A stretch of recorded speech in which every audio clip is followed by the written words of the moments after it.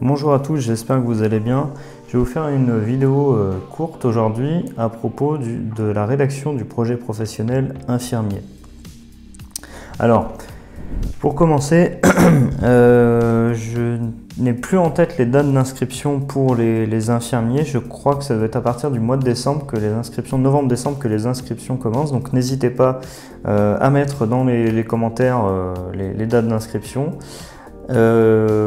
Likez cette vidéo, pensez à vous abonner à cette chaîne parce qu'on est de plus en plus nombreux et pour l'ego c'est cool. Donc je vous remercie. Alors pour commencer, pour entrer dans le vif du sujet, du coup comment ça se passe? Donc le projet professionnel, en fait la structure est la même pour les aides-soignants, pour les auxiliaires de puériculture et pour les infirmiers, à cela près que du coup vous exercez, vous allez en tout cas potentiellement rentrer en formation, dans une formation différente et exercer un métier évidemment différent. Alors du coup pour commencer, avec les personnes que j'accompagne, on a l'habitude de rédiger de la manière suivante. C'est-à-dire qu'on commence par votre profil. Alors bien sûr, je précise que, là je parle du corps de la lettre, il faut bien mettre votre nom, prénom, adresse, numéro de téléphone et mail pour qu'on puisse savoir qui vous êtes et vous recontacter, ce qui est plutôt pertinent. Après, il y a des gens aussi qui m'ont posé la question, certaines personnes que j'ai accompagnées, est-ce qu'il faut mettre l'adresse de l'institut sur la droite? Est-ce qu'il faut absolument mettre tout ça? Moi, je dis pas forcément. Pour moi, c'est facultatif. Déjà, pour la bonne et simple raison que vous allez probablement, avec ce même document, c'est déjà suffisamment compliqué à faire, donc a priori vous n'allez pas vous recasser la tête plusieurs fois à rechercher plusieurs situations projets professionnels qui ne seront très peu différenciés, puisque a priori votre expérience va se retrouver sur les mêmes documents. Donc l'idée c'est que voilà, vous allez postuler à plusieurs écoles. Et donc du coup, forcément, ce document-là, ça sert un peu à rien de mettre du coup l'adresse de l'institut où vous postulez, puisque le mieux, notamment pour infirmier, c'est qu'il y a du monde et il faut postuler à plusieurs instituts. Donc la deuxième chose, c'est plus du bon sens, c'est que vous allez mettre l'adresse de l'institut auprès de qui vous postulez, sur l'enveloppe tout simplement auquel vous allez l'envoyer. Je ne sais pas si c'est très français dit comme ça. Du coup ça c'était pour le haut de la lettre. Ensuite donc le titre, donc voilà, c'est classique, moi je me casse pas la tête avec les gens que j'accompagne, on met projet professionnel avec le métier au choix, soit auxiliaire de puériculture, soit aide-soignant, soit dans votre cas infirmier. Du coup, entrer en école infirmier. Après, quand on commence, vous commencez donc par votre profil. Quand on commence, vous commencez. C'est pas mal. Donc, je me suis réveillé à 6h30, c'est normal. Vous mettez votre profil, donc vous mettez votre âge, le métier que vous faites actuellement. Donc si vous êtes étudiant, dites que vous êtes pour le coup lycéen, pour certains qui sont très jeunes, qui rentrent à l'école d'infirmier. Si vous avez 18 ans, n'allez pas inventer que vous avez 30 ans de boîte chez Sodexo à fabriquer des sandwichs parce qu'on va avoir du mal à vous croire. Vous mettez ce que vous avez fait. Si vous êtes d'un milieu complètement différent, je sais qu'il y a beaucoup de gens qui viennent de la vente et c'est ok, qui se posent la question, est-ce que je suis légitime pour entrer dans le domaine paramédical? Et je leur dis, la réponse est oui, non seulement vous êtes légitime, mais en plus on a besoin de vous. Tout simplement, je pense que voilà, on a beaucoup de demandes. Alors, auxiliaire de puériculture, c'est un milieu un petit peu à part, mais en tout cas, notamment pour les personnes âgées, c'est pas une surprise, on a de plus en plus de besoins, la population vieillit, et moi avec, et vous aussi. Voilà, je suis porteur de bonnes nouvelles, donc du coup, on aura dans le futur en plus des besoins qui seront de plus en plus forts. Donc vous mettez votre profil, voilà votre âge, votre métier actuel, peu importe votre situation actuelle. Vous expliquez que vous voulez, là vous rentrez vous avez pour projet professionnel de devenir infirmier. Ensuite, une fois que vous avez bien détaillé votre profil, avec notamment quelque chose qui vous pouvez préciser. Alors moi petite technique d'écriture que parfois les organismes comme Pôle emploi ou même les cadres de santé ne comprennent pas. C'est que du coup je mets souvent ce qu'on appelle, alors j'ai plus le terme en tête, mais en gros c'est une technique qui est utilisée, alors si je ne dis pas de bêtises, hein, par des scénaristes je crois. C'est-à-dire que je mets souvent, quand avec les gens que j'accompagne, on met une petite technique du style, voilà, dans mon profil, voilà, j'ai eu une expérience par exemple avec les personnes handicapées, j'invente, hein, et voilà, que j'ai adoré. Je vous en reparle plus en détail dans la troisième partie du projet qui s'intitule « Pourquoi je veux devenir infirmier ?» ou selon le métier, adapté selon le métier que vous allez faire.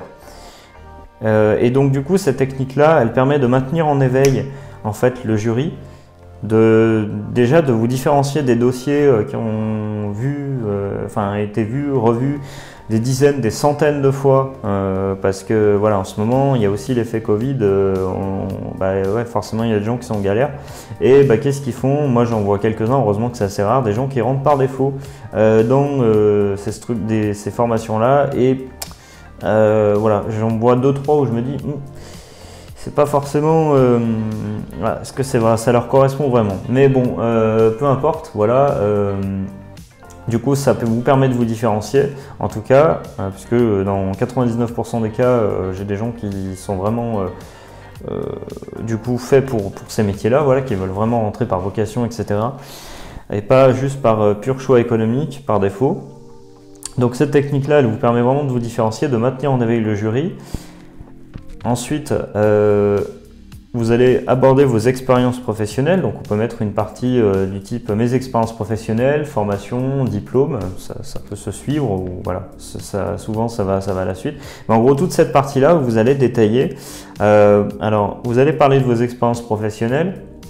Donc si vous avez 50 ans, voilà, clairement, les expériences dans le jardinage des années 90 ou 80, quand vous aviez 17 ou 18 ans, je pense sincèrement que pour des raisons pratiques, notamment par rapport à votre CV, on va y venir après. Je ne sais pas pourquoi je parle de CV d'ailleurs. Peut-être qu'on en parlera après ou dans une prochaine vidéo. Sinon, je vous invite à aller voir comment rédiger un CV professionnel. J'ai fait une vidéo à ce sujet. Ça vous concerne aussi pour les infirmiers, futurs infirmiers. Mais voilà, en gros, il y a certaines expériences professionnelles.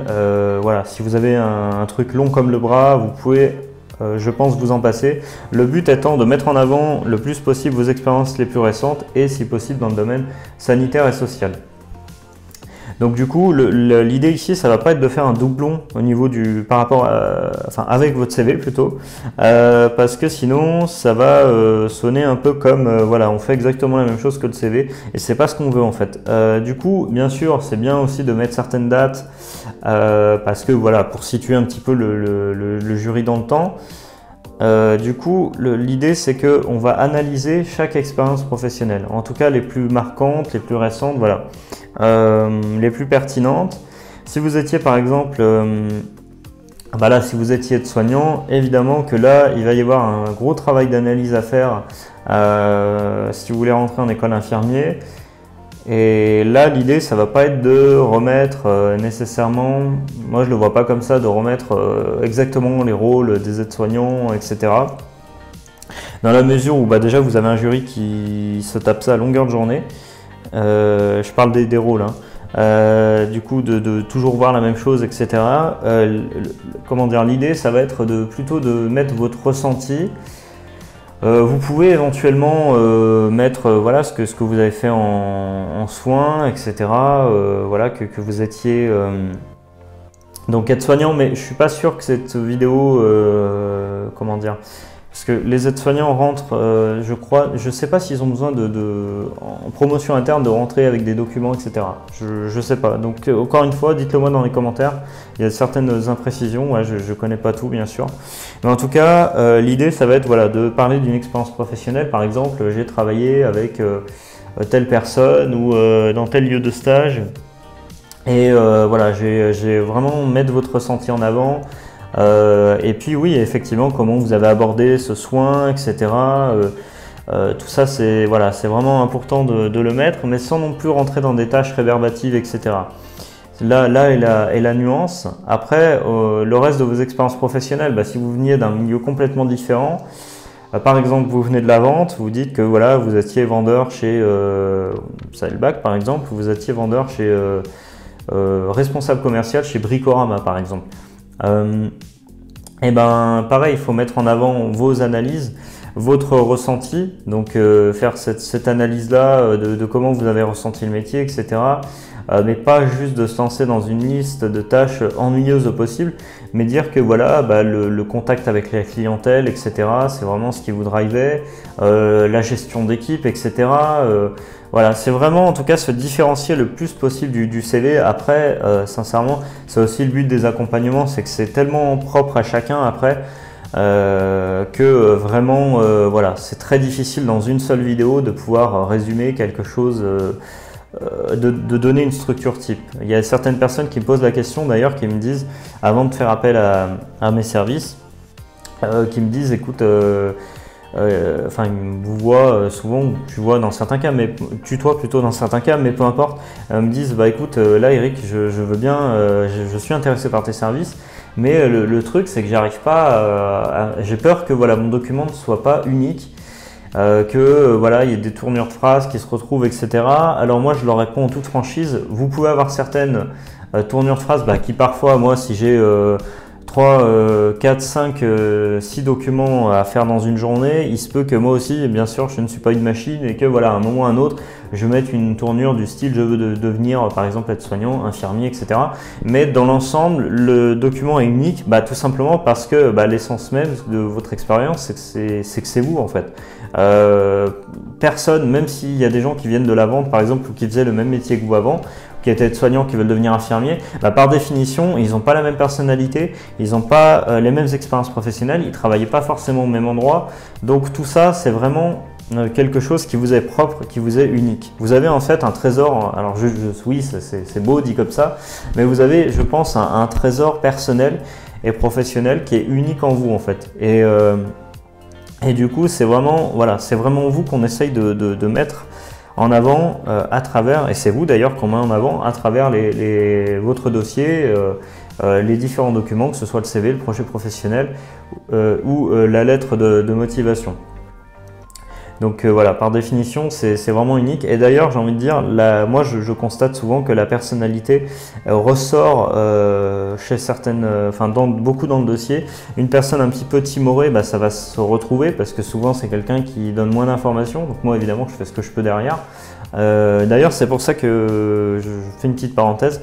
Très récemment, je propose maintenant un accompagnement premium parce que je me suis aperçu qu'en fait, des prestations qui étaient proposées à un tarif moins élevé, c'est déjà bien, on obtient des bons résultats, etc. parce que les gens rentrent dans des formations, etc.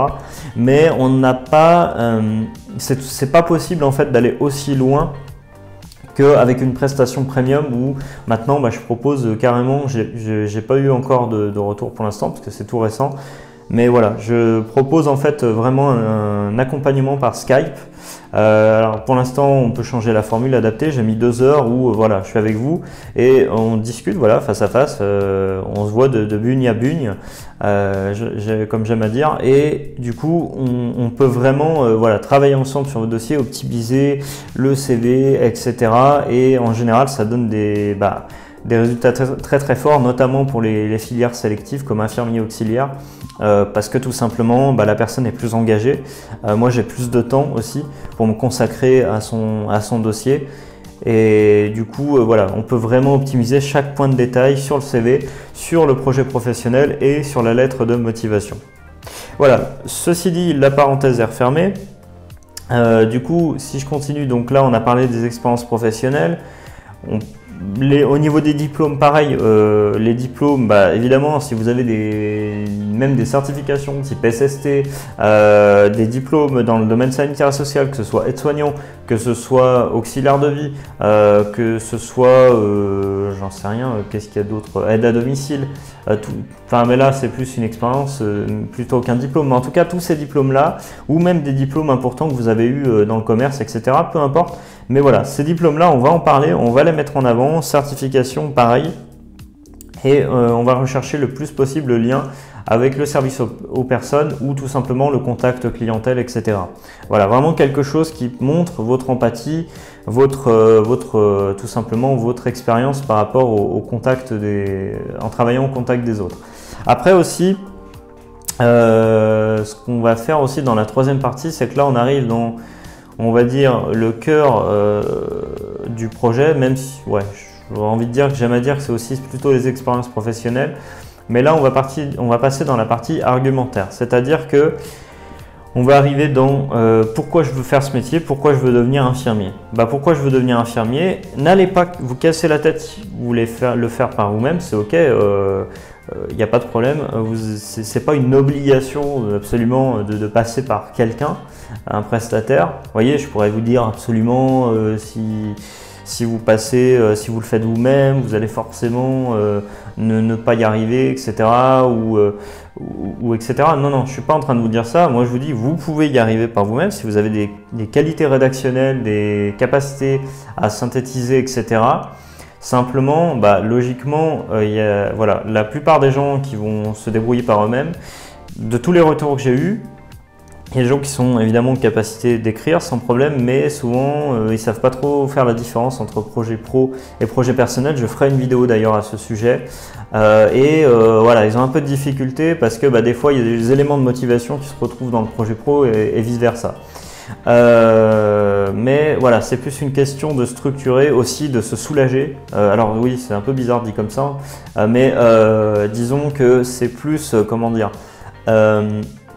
c'est une question de se déstresser, voilà, de se sentir mieux. De moi, c'est aussi, je pense, principalement mon rôle, c'est de pouvoir vous enlever une épine du pied en fait, et vous permettre de vraiment vous sentir serein avec les documents, vous dire voilà, j'ai quelqu'un qui prend en charge mes documents, on collabore ensemble et ça me permet de pouvoir augmenter drastiquement mes chances de rentrer en formation pour le coup infirmier. Donc on arrive, je fais beaucoup de digression, mais on arrive à la partie pourquoi je veux devenir infirmier. Là, l'idée, c'est relativement simple, c'est de faire des phrases simples et courtes. N'allez pas vous casser la tête à faire du Balzac. Moi-même, je ne fais pas du Balzac ou du Victor Hugo.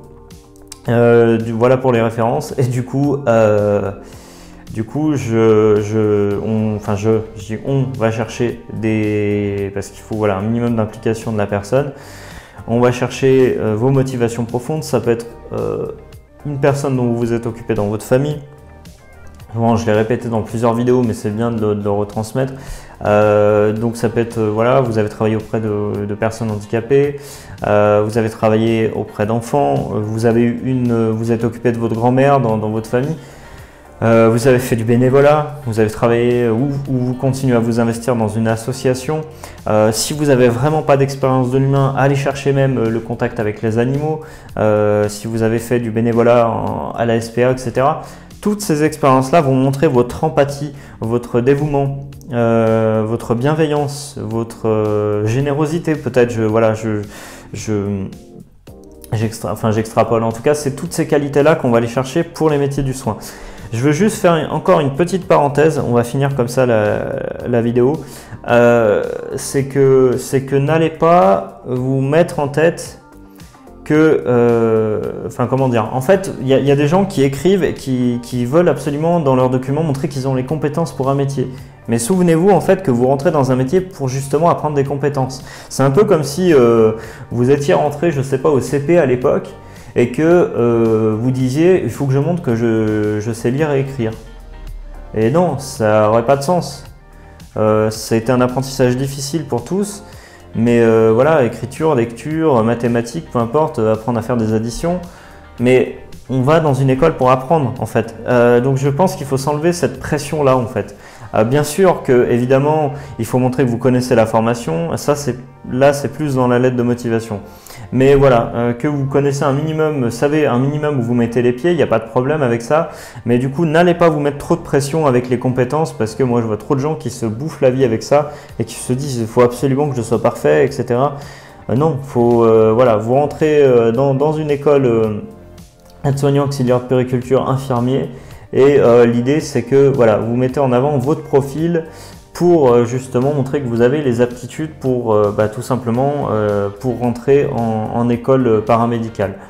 Et à la fin du projet, n'oubliez pas de mettre en avant, enfin de remercier plutôt le jury. Donc ça peut être une formule, en attendant d'avoir une réponse de votre part. Je vous remercie d'avoir lu mon projet professionnel attentivement et puis vous mettez en dessous votre nom, prénom. Voilà, j'espère que cette vidéo vous a aidé pour rédiger votre projet professionnel infirmier. N'hésitez pas à commenter sous la vidéo, à liker cette vidéo. Je vous remercie et on est de plus en plus nombreux sur la chaîne, encore une fois, c'est super cool. Je mets le lien d'accès au service sous la vidéo si vous avez besoin d'aide, mon email si vous voulez me contacter et je vous dis à bientôt, salut!